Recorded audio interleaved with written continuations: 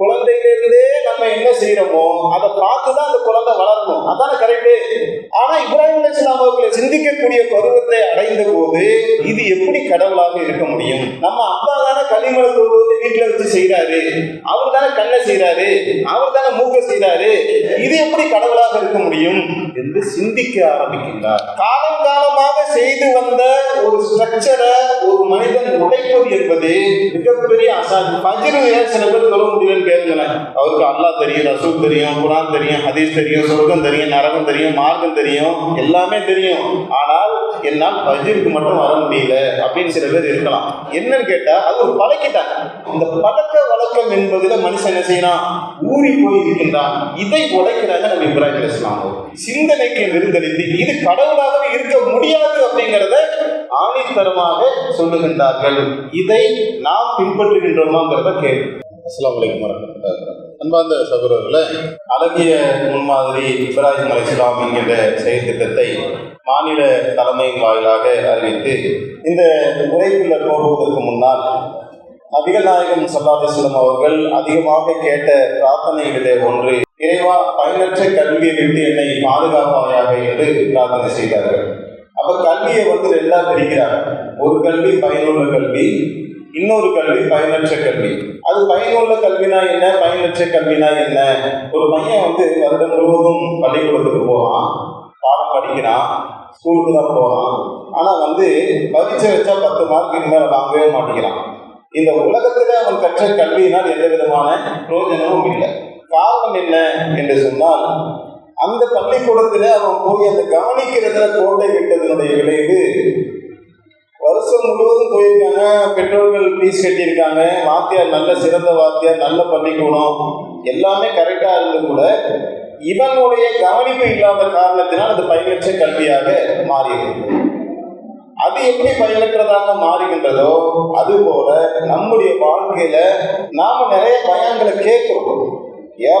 நம்மள மாதிரி பயான் கேட்கறத நீங்க உலகத்திலேயே நம்ம ஏதாவது ஃபர்ஸ்ட்ல இருந்தா கூட இருக்கலாம். அவ்வளவு பயான்களை நம்ம தான் கேட்டுக்கிட்டே இருக்கோம், பொழுதோடு கேட்கணும். ஆனா கேட்ட அளவுக்கு மாற்றம் ஏற்படுதா அப்படின்னா அது ஒரு கேள்விக்குறியா இருக்கு. வியாபாரம் நிறைய போனா கட்டால காசு இருக்கு, சாப்பாடு நிறைய சாப்பிட்டா வயிறு நிறைஞ்சிருக்கு, அப்படிதானே? குழாயில தண்ணி பிடிச்சா பக்கெட்டு நிறையுது, எல்லாமே கரெக்டா நடந்துகிட்டு இருக்கு. பயம் நிறைய கேட்டா மாற்றம் வரணும்ல, அது மட்டும் வர மாட்டேங்குது. அது ஏன், என்ன காரணம்? நிறைய பயம் கேட்கிறோம், கொஞ்சமா மாற்றம் வருது. மாற்றம் வரலன்னு சொல்ல முடியாது, மாற்றம் வருது.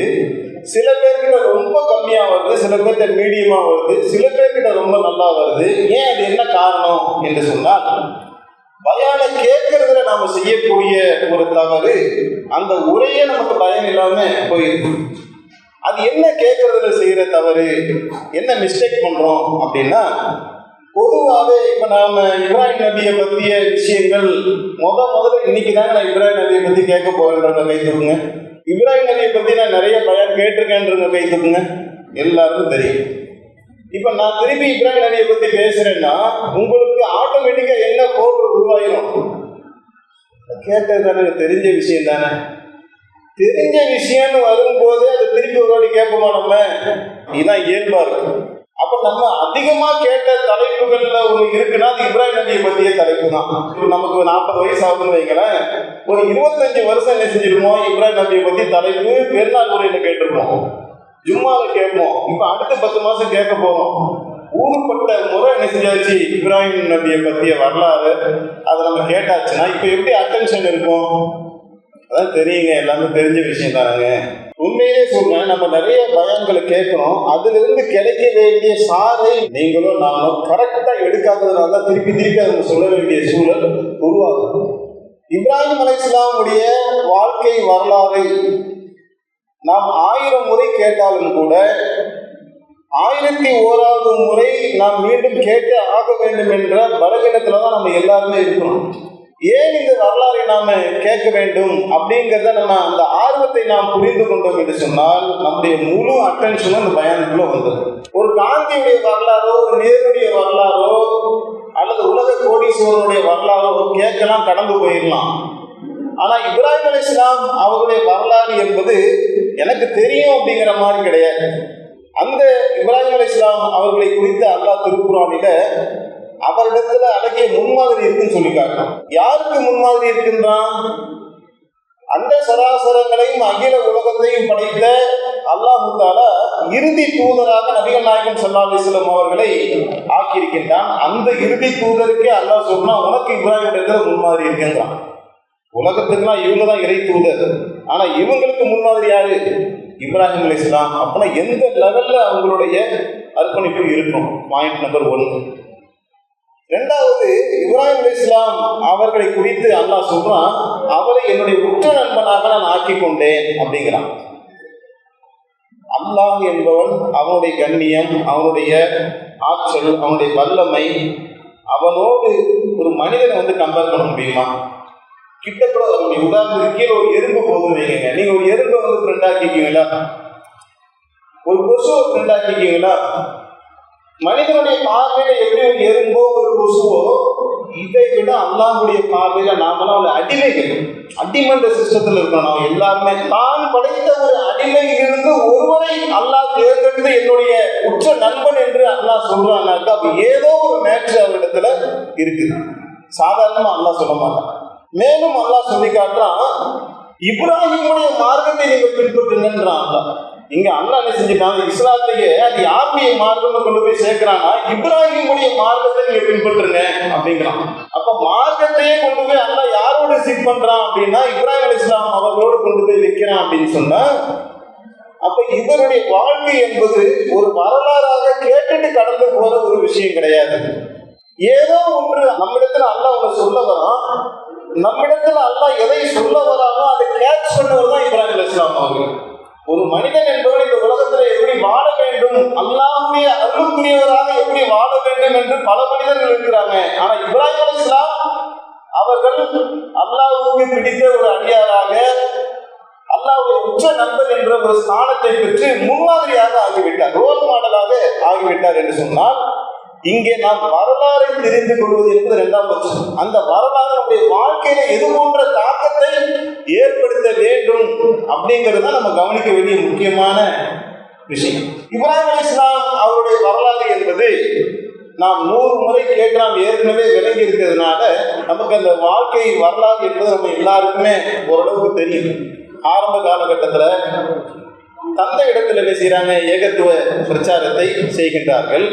அதை தந்தை எதிர்க்கிறாங்க, வீட்டை விட்டு வெளியே வராங்க. ஒரு வரியில சொல்றதா இருந்தா, பிறகு தான் பெற்ற அந்த நேர்வழியை சமுதாய மக்களுக்கும் சொல்லுகின்றார்கள். சமுதாயத்திலிருந்து எதிர்ப்பை சந்திக்கின்றார்கள், நெருப்பில் தூக்கி வீசப்படுகின்றார்கள். அல்லாஹ் அவர்களை அற்புதமான முறையில காப்பாற்றினார். அப்போது முடியவில்லை, மனைவி மக்களை கொண்டு போய் பாலைவனத்துல அல்லாஹ் விட சொல்றான், அதையும் செய்யறாங்க. பெற்ற மகனை பலியிட வேண்டும் என்று அல்லாஹ் கட்டளையிடுகின்றான், அதற்கும் தயாராகின்றார்கள். இப்படி அல்லாஹ்வுடைய கட்டளைகள் அனைத்திற்குமே கட்டுப்படக்கூடிய ஒரு நல்லடியாராக நபி இப்ராஹிம் அலைஹிஸ்ஸலாம் அவர்கள் இருக்கின்றார்கள் என்று சொன்னால், இந்த வாழ்க்கை நமக்கு கற்றுத்தரக்கூடிய பாடம் என்ன, படிப்பினை என்ன, என்ன செய்து விட்டார் இப்ராஹிம் அலைஹிஸ்ஸலாம் அப்படிங்கிறத நாம கூர்ந்து கவனித்தோம் என்று சொன்னால், முதலாவதாக தெரியக்கூடிய விஷயம், எல்லா மனிதர்களும், ஒட்டுமொத்த மனித சமுதாயமும் ஆன்மீகம் என்று வந்துவிட்டால், மதம் என்று வந்துவிட்டால், பிறப்பின் அடிப்படையில தான் அவங்க ஒரு கடவுளை பின்பற்றுவார்கள். ஒரு கிறிஸ்துவோடைய வீட்டில் பிறந்தா அந்த குழந்தை ஏசப்பாவை கும்பிடும். ஒரு இந்துவுடைய வீட்டில் பிறந்தா அந்த குழந்தை முருகனையோ கந்தனையோ சிவனையோ கும்பிடும். ஒரு முஸ்லீமுடைய வீட்டில் பிறந்தா தர்காவுக்கு போகும், பள்ளிவாசலுக்கு போகும். இதுதான் ஒரு பாரம்பரியமாக இருக்கக்கூடிய உலக நடப்பு. அப்படிதானே? இதுல யாருக்கு எந்த மாற்று கருத்தும் இருக்காது. இந்த ஸ்ட்ரக்சரை இப்ராஹிம் அலைஹிஸ்ஸலாம் அவர்கள் உடைக்கிறாங்க. அவங்க தந்தை பரம்பரையாக காலம் காலமாக அவங்க ஒரு ஆச்சாரமான குடும்பத்தில பிறந்து வளர்ந்து அவர்கள் சிலைகளை செய்து அதுக்கு பூஜை செய்யக்கூடிய ஒரு அந்தஸ்துல இருக்கிறாரு. இப்ப பிள்ளை எப்படி இருக்காங்க? இப்ப நீங்க தொழுவீங்க, தொழும்போது உங்க குழந்தை என்ன செய்து பக்கத்துல முசலால நிக்குதா, தொழுகுதா? குழந்தையிலிருந்தே நம்ம என்ன செய்யறோமோ அதை பார்த்துதான் அந்த குழந்தை வளரணும். அதான கரெக்டு. ஆனா இப்ராஹிம் அலைஹிஸ்ஸலாம் அவர்கள் என்ன செய்யறாங்கன்னா, அவர்கள் சிந்திக்கக்கூடிய பருவத்தை அடைந்த போது அவங்க சிந்திக்க ஆரம்பிக்கின்றார்கள், இது எப்படி கடவுளாக இருக்க முடியும்? நம்ம அப்பா தானே களிமண் தொழுவது வீட்டுல வச்சு செய்யறாரு, உதாரணத்துக்கு அவர் தானே பெயிண்ட் அடிக்கிறாரு, அவர் தானே கண்ணை செய்யறாரு, அவர் தானே மூக்க செய்யறாரு, எல்லாத்தையும் செஞ்சு வச்சுட்டு என்ன கழுவி வித்துட்டு வர சொல்றாரு, அல்லது இதுக்கு என்ன பூஜை செய்ய சொல்றாரு, இது எப்படி கடவுளாக இருக்க முடியும் என்று சிந்திக்க ஆரம்பிக்கின்றார். காலம் காலமாக செய்து வந்த ஒரு ஸ்ட்ரக்சரை ஒரு மனிதன் உடைப்பது என்பது மிகப்பெரிய அசாதி. ஃபஜ்ர் சில பேர் சொல்ல முடியலன்னு கேளுங்களேன். அவருக்கு அல்லாஹ் தெரியும், ரசூல் தெரியும், குர்ஆன் தெரியும், ஹதீஸ் தெரியும், சொர்க்கம் தெரியும், நரகம் தெரியும், மார்க்கம் தெரியும், எல்லாமே தெரியும். ஆனால் என்னால் ஃபஜ்ருக்கு மட்டும் வர முடியல அப்படின்னு சில பேர் இருக்கலாம். 4 வேளை தொழுதுவாங்க. ஒரு வேளை நீங்க 1000 பயான் நீங்க சொல்லுங்க, என்னால முடியாது முடியாது வாங்கி வந்து சொல்ல மாட்டாங்க, வரமாட்டாங்க. என்னன்னு கேட்டா அது ஒரு பழக்கிட்டாங்க. அந்த பழக்க வழக்கம் என்கிற ஸ்ட்ரக்சரை மனிதனால் இப்ப டீ கொடுக்குறாங்கல்ல, டீ கொடுத்தே பழக்கப்பட்டவங்க அந்த டீ குடிக்காம அந்த நேரம் வந்து கை காலெல்லாம் நடுங்கும். 4:30 மணிக்கு சில பேருக்கு பாத்தீங்கன்னா கை காலெல்லாம் ஆட ஆரம்பிச்சிடும். டீ கடையை தேடுவாங்க. குடிமகன்கள் சாராய கடையை தேடுறாங்க, அதை விட்டுருங்க, அது ஹராம். இது ஹலால் தான்.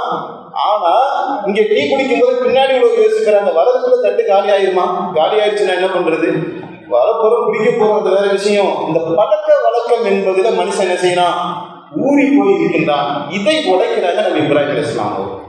அது எப்படி அப்படின்ற கேள்வியை எழுப்பி சிந்தனைக்கு என்ன செய்யறாங்க, விருந்தளித்து இது கடவுளாகவே இருக்க முடியாது அப்படிங்கிறத ஆணித்தரமாக சொல்லுகின்றார்கள். இதை நாம் பின்பற்றுகின்றோமாங்கிறத கேள்வி. நீ இப்படி இருக்கணுங்கிறத அல்லாஹ் நம்மகிட்ட எதிர்பார்க்கிறான். இப்ப நம்ம வீடுகள் இருக்கக்கூடிய பையன் நம்ம தௌஹீதுக்கு வந்தோம்லங்க. இங்க இருக்கிறவங்க எல்லாம் இந்த மேல உட்காந்துருக்காங்க, கீழே உட்காந்துருக்கிறீங்க.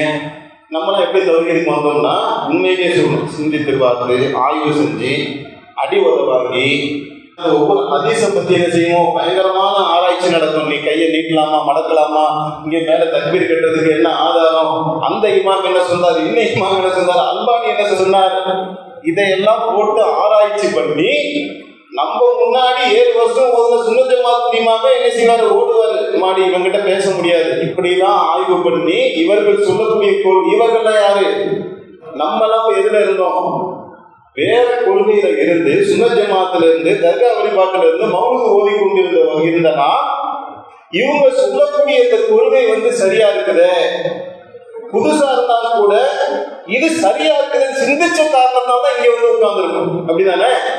உங்களுடைய வீடுகளிலே உங்களுடைய மனைவிமார்களை கவனிங்க. இப்ப உதாரணத்துக்கு அல்லாஹ் காப்பாற்றணும், இந்த ஜமாத்துல இருந்து சில பேர் பிரிஞ்சு என்ன செய்வாங்க, வேற ஒரு ஜமாத்துக்கு போனா அவங்க கொண்டாட்டி எங்க போவாங்க, அவங்களோட தான் போவாங்க. 99% ரொம்ப அழகான ஆட்கள் தான். நீ எங்கேயோ கலாத்து கூட விட்டுருவோம், நான் இந்த ஜமாத்துல தான் இந்த கொள்கையில தான் இருக்கிறவங்க இருக்கிறாங்க. அது ஒரு சின்ன செக்டார்.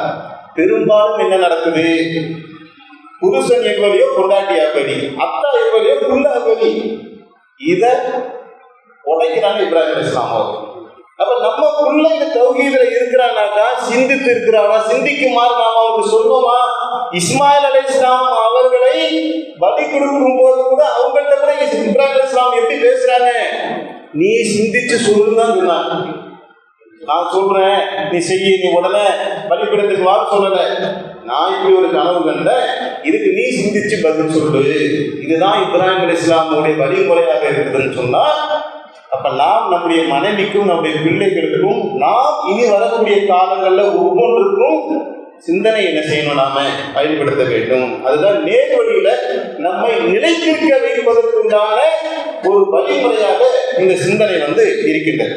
அப்ப இப்ராஹிம் அலைஹிஸ்ஸலாமுடைய வாழ்க்கை நமக்கு எதிர முன்மாதிரியை கற்றுத்தருகின்றது என்று சொன்னால், எந்த ஒரு செயலை செய்வதாக இருந்தாலும், குறிப்பாக கடவுள் கொள்கை என்று வந்துவிட்டால், மார்க்கம் என்று வந்துவிட்டால், அதிலே சிந்திக்க வேண்டும். சிந்தித்து ஆய்வு செய்து யோசித்து பிறகுதான் ஒரு தெளிவான முடிவுக்கு வர வேண்டும். அப்படித்தான் இப்ராஹிம் அலைஹிஸ்ஸலாம் அவர்கள் வந்தார்கள் அப்படிங்கிறத நாம வரலாறுல பார்க்கணும். சரி, இப்படி வந்தாக்க என்ன நடக்கும்? ஜமாத்துல இருந்து ஒருத்தர் ஒரு தவறு செய்யறாரு. உதாரணத்துக்கு வச்சுக்கோங்களேன், ஒரு மாநில மாவட்ட நிர்வாகம் நடவடிக்கை எடுக்கிறாங்க. நடவடிக்கை எடுத்தாக்க அவர் என்ன செய்யணும், இல்லை நான் வேற ஜமாத்துக்கு போய்க்கிறேன், முன்னெல்லாம் ஆப்ஷன் இல்லாம இருந்துச்சு, இப்ப எனக்கு என்ன செய்யறாங்க, எனக்கு கூட்டணி கட்சி வந்து 1-2 கட்சி இருக்கு, நான் அந்த கட்சியில சேர்ந்துக்கிறேன், நீ காங்கிரஸ்ல இருந்து துரத்தி விட்டா பிஜேபிக்கு போயிடுவேன், பிஜேபியில இருந்து துரத்தி விட்டா ஏடிஎம்க்கு போயிடுவேன். அவனுக்கு எப்படி ஒரு வாய்ப்பு இருக்குதோ, எனக்கு இப்ப ஊர்பட்ட ஜமாத்து இதே பேர்ல வச்சிருக்கான், நான் அங்க போய்க்கிறேன்னு போய்க்கிறான். உதாரணத்துக்கு சொல்ல வரேன், வெகு சில மக்கள் போறாங்க. அப்ப என்ன சிந்திச்சு இவ்வளவு காலம் ஜமாத்துல இருந்தாங்க? ஒரு 10 வருடம் 20 வருடம் நான் தலைவராக இருந்தேன், செயலாளராக இருந்தேன், தாயியா இருந்தேன், நான் பல பொறுப்புகளை நான் அலங்கரித்தேன் அப்படின்றாங்க. ஒரு சின்ன நடவடிக்கை என்று வந்து விட்டால், ஒரு மனக்கசப்பு என்று வந்து விட்டால், நான் கை கழுவிட்டு வேற ஜமாத்துக்கு அது எப்படி இருக்குன்னா, நேர் எதிரான கொள்கையுடைய இந்த ஜமாத்தை அழிக்கிறதுக்கு ஒருத்த ஜமாத்தை வச்சிருந்தா நான் அதுக்கு கூட நான் போய்க்குவேன். அப்ப என்ன கொள்கை சிந்திச்சு இந்த கொள்கையில இல்லைங்கிறதுக்கு அதெல்லாம் ஆதாரம். அப்ப நாம என்ன செய்யணும்? இந்த சிந்தனையை கூர்த்தீட்டி கொண்டு இருக்க வேண்டும். சரி, சிந்திச்சு ஏற்கிறதுக்கு அப்புறம் என்ன செஞ்சாங்க இப்ராஹிம் அலைஹிஸ்ஸலாம் அவர்கள்? இப்ப எல்லாம் சிந்திச்சாச்சு, ஆய்வு செஞ்சாச்சு. அல்லாஹ் கடவுள் ஒருத்தன் இருக்கிறான், இந்த சிலையெல்லாம் கடவுள் இல்லை அப்படின்னு சொல்லி வீட்டுல போய் பாய் போட்டு படுத்துட்டாங்களா? பிரச்சாரத்துக்கு போனாங்க. களத்துக்கு போறேன், இறைவன் இருக்கிறானாக்கா என்ன அர்த்தம்னா, இறைவன் இருக்கிறான்னு சொல்லிட்டு இப்ப கரண்ட் இங்க ஒரு கம்பி அறுந்து தொங்குதுங்க, கரண்ட் கம்பி அறுந்து தொங்குது அப்படின்ட்டு அதையாக பிடிச்சிக்கிறோம். இருக்குன்னா அதுக்கு என்ன மதிப்பு தரணும் அதை கொடுக்குறோம்ல. ஒதுக்கி வந்தாலும் சொல்றாரு ஃபேன் ஓடுது, என்ன ஃபேன் ஓடுது, நானும் ஃபேன் ஓடுது தாங்க அப்படின்னு சொன்னா அது அறிவார்ந்த செயல். ஃபேன் ஓடுறது கையை தூக்கிறாருன்னு சொல்லுவாங்க. அப்ப இறைவன் இருக்கிறானாக்கா என்ன அர்த்தம்? இறைவன் இருக்கிறான்னு ஏத்துக்கிட்டலப்பா, களத்துக்கு போன அர்த்தம் இருக்கு. இப்படிதானுங்க. இதுதான் இப்ராஹிம் அலைஹிஸ்ஸலாம் அவங்கள்ட்ட அல்லாஹ் நமக்கு சொல்லக்கூடிய முன்மாதிரி. உட்கார்ந்து வரலாறையே கேட்டுக்கிட்டு காலம் முழுவதும் அதுல முன்மாதிரி. வருஷ பாத்தியா மாதிரி சுன்னத் ஜமாத்துல என்ன செய்வாங்க? மௌத்தா போனவங்களுக்கு வருஷம் ஒரு பாத்தியா ஓதுவாங்கல்ல, அதை நாம என்ன செய்யணும்? வருஷ பாத்தியா ஓதுங்கப்பா அப்படின்னு சொல்றோம்ல. ஏதோ இந்த நைட்ல பரமபதம் விளையாடுவாங்க, தவிர சிவராத்திரி சொல்லி பரமபதம் விளையாடுவாங்க, நைட்ல கண்ணு பிடிக்கணும். இதெல்லாம் சில சடங்குகள் வச்சிருக்காங்க ஒவ்வொரு மதங்கள்லையும். அந்த மாதிரி தினம் ஒரு 5 மாசம் வந்தா இப்ராஹிம் நபியை பத்தி பேசணும். இதா மனசுல கை வச்சு பாருங்க. இது நம்முடைய நோக்கமா? இப்ராஹிம் நபியை பத்தி பேசிட்டு போறது நோக்கமா? அதை வாழ்வியலில் கொண்டு வருவது நோக்கமா? வாழ்வியலிலே அவர்கள் என்ன செய்தார்கள் என்று சொன்னால், ஏற்றுக்கொண்ட அந்த கடவுள் கொள்கை மக்கள் மன்றத்தில் கொண்டு போய் வைத்தார்கள். நாம வைக்கிறோமா? நாம என்ன வேலை பண்றோம்? இப்ராஹிம் நபி என்ன வேலை பண்ணார்? இப்ராஹிம் அலைஹிஸ்ஸலாம் அவர்கள் பிரச்சார களத்துக்கு வந்தார்கள், மக்கள் மன்றத்தில் எடுத்து சொன்னார்கள், மன்னருக்கு போய் சொன்னார்கள், கடும் எதிர்ப்பை சந்தித்தார்கள். சொல்றதுன்னா அப்படி குசுன்னு சொல்றதெல்லாம் இல்லை. கதவு மூடிக்கிட்டு சில இயக்கங்கள் நடத்துவாங்க, கதவுக்குள்ள குசு கஸ்து அப்படின்னு அவங்களுக்குள்ளே பேசிப்பாங்க. இந்த மாதிரி பண்ணாங்க.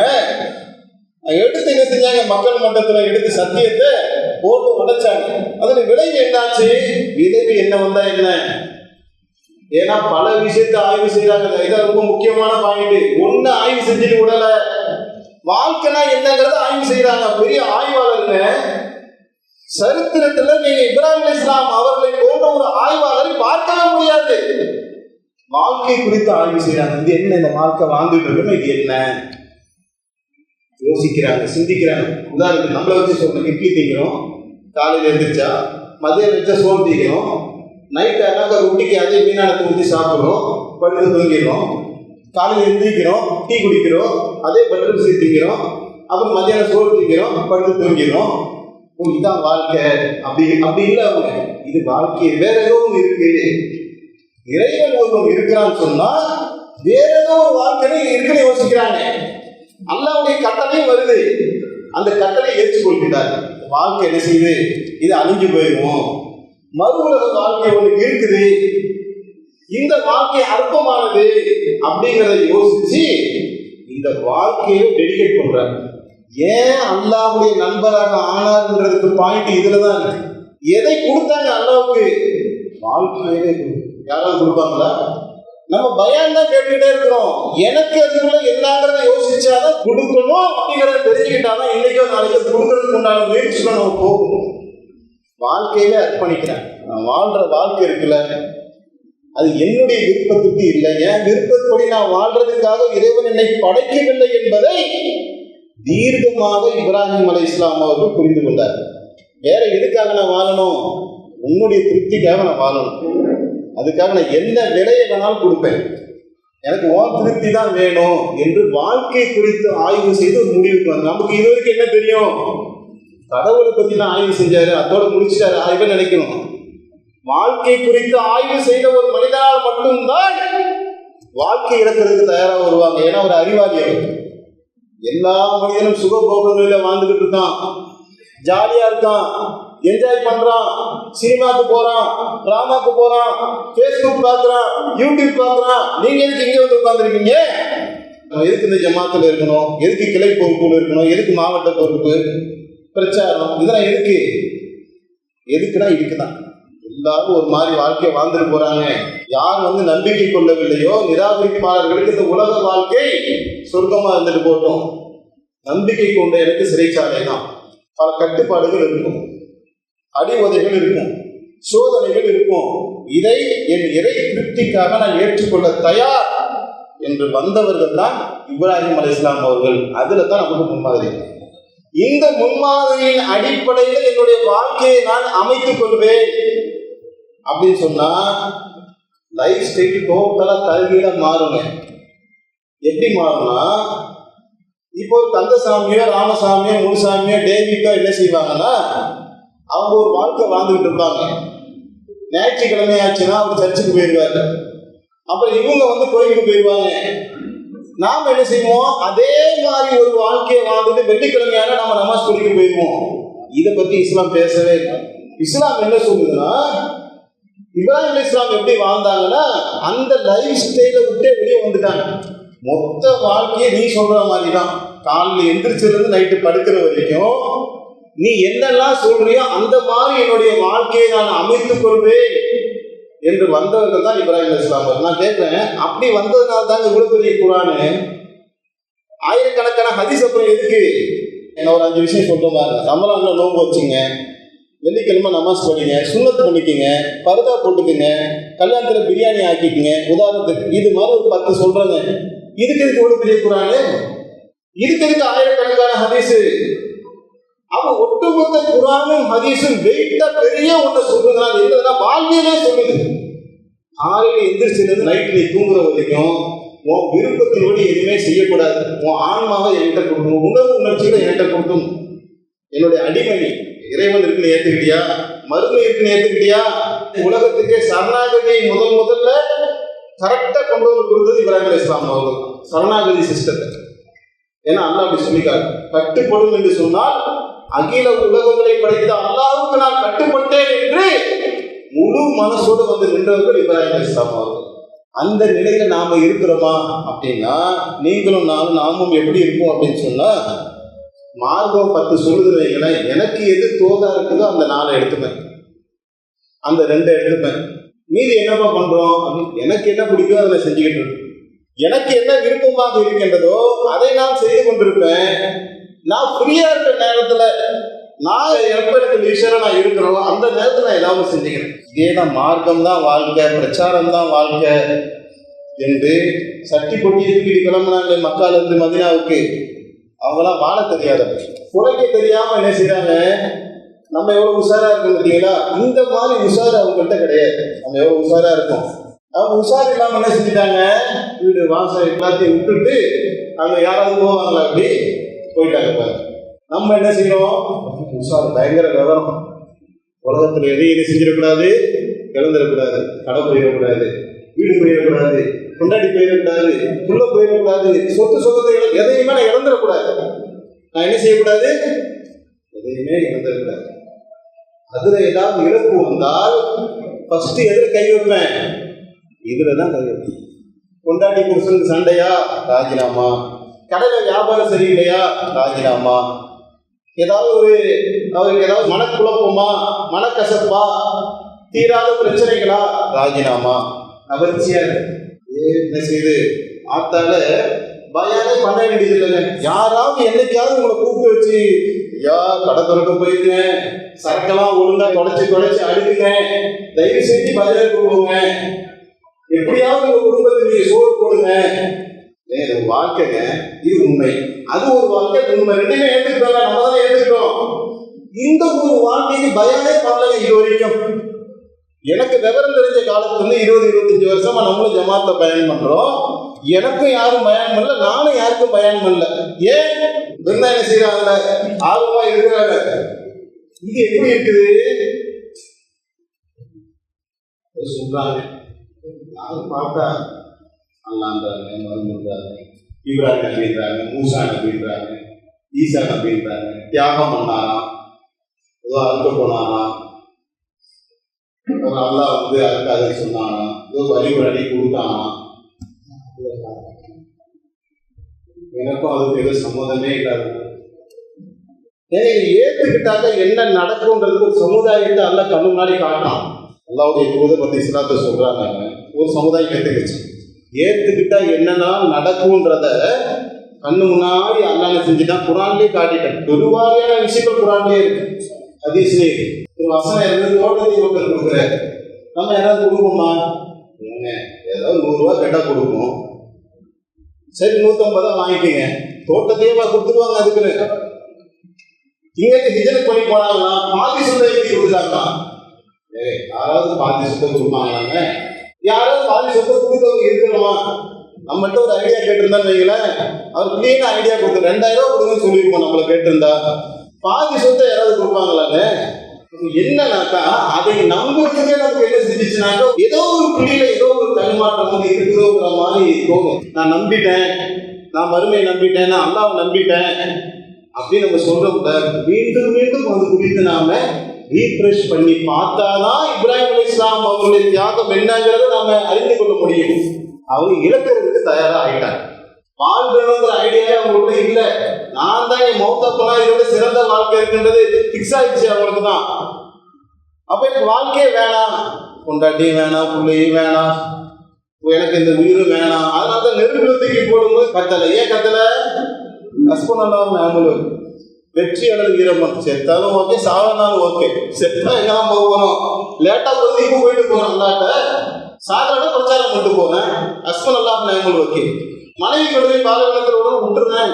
ஏன் விட சொன்னது யாரு? நீ தானே செய்யறேன். அதுக்கப்புறம் காப்பாத்துறது உன் வேலை. என் வேலை என்ன இருக்கு? நல்லா கவனிங்க. ஃபர்ஸ்ட் ஹாஃப் தாங்க சிந்தனை, செகண்ட் ஹாஃப் சிந்தனைக்கே வேலை இருக்கு. பெரிய ஆச்சரியம் இப்ராஹிமுடைய வாழ்க்கை. அல்லாஹ் யாருங்கிறத யோசிக்கிற வரைக்கும் தான் சிந்தனை யூஸ் பண்ணாரு. அல்லாஹ் இருக்கிறான், அவன் தான் நமக்கு கட்டளை கன்ஃபார்ம் பண்ணதுக்கு அப்புறம் சிந்தனையெல்லாம் கரெக்டு கீழே தூக்கி வச்சிட்டாரு. நீ சொல்றியா என்ன ஆகும், விளைவு என்ன ஆகும், அதை பத்தினா எனக்கு கவலை கிடையாது. நீ ஞானமுடையவன் சொல்ற. நீ யாரு? ஞானமுடையவன், அன்பாளன். என் பொண்டாட்டி மேல நான் வச்சிருக்க பாசத்தை விட நீ வச்சிருக்க பாசம் பெருசு. அப்போ படைத்தவன் பாதுகாப்பான், நீ பார்த்துக்கோயாளா. எனக்கு அந்த நம்பிக்கை. மனைவி பாலைவனத்துல விடுவேன், பிள்ளைய அறுக்க சொன்னா அறுப்பேன், என்ன செய்ய சொல்லி செய்யறேன், கட்டுப்பட தயார். ஏன்னா நீ இருக்கிறது எனக்கு உண்மையாயிடுச்சு, நான் சரணடைய தயார். இந்த ஒரு தன்மையில நாம் வரணும்னு சொன்னா நம்மிடத்துல இருக்கு. அல்லாஹ்வுடைய அருளை கொண்டது இருக்கிற காரணத்தினாலதான் மற்ற மக்களிடத்தில் நாம் வித்தியாசமாக இருக்கிறோம். சும்மாலாம் இந்த அறையில வந்து உட்கார முடியாது.